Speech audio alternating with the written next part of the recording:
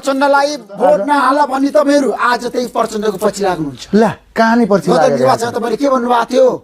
पुराना उम्मेदवारलाई पुराना पार्टीको उम्मेदवारलाई हराउ भन्ने तपाईँ होइन? केपी शर्मा ओली शेरबहादुर प्रचण्ड हराउनुपर्छ भनेर क्याम्पिङ गर्ने तपाईँहरू होइन? तपाईँ इन्टरभ्यू लिन लागिदिनुला। तपाईँको पार्टीका नेताहरू कहिले शेरबहादुर कहाँ जान्छन्? अहिले त्यही केपी शर्मा ओली चाहियो तपाईँहरूलाई फेरि। अनि गजबको पार्टी रहेछ क्या राष्ट्रिय स्वतन्त्र पार्टी। मेरो भनाइ चाहिँ त्यतातिर हो क्या। हरिजीले भन्नु सक्छ। भन्दैन मोरे नि भन्दैन, तपाईँ नै भन्नु।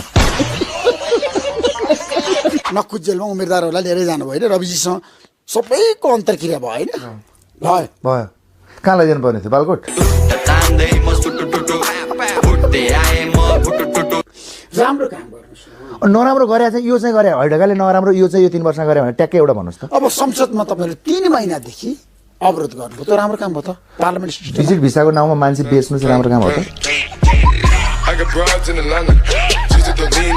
नयाँ साथीहरू पार्लियामेन्टमा आउँदै गर्दाखेरि उहाँहरूलाई चाहिँ दुःख गरेर आउनु भएको थिएन।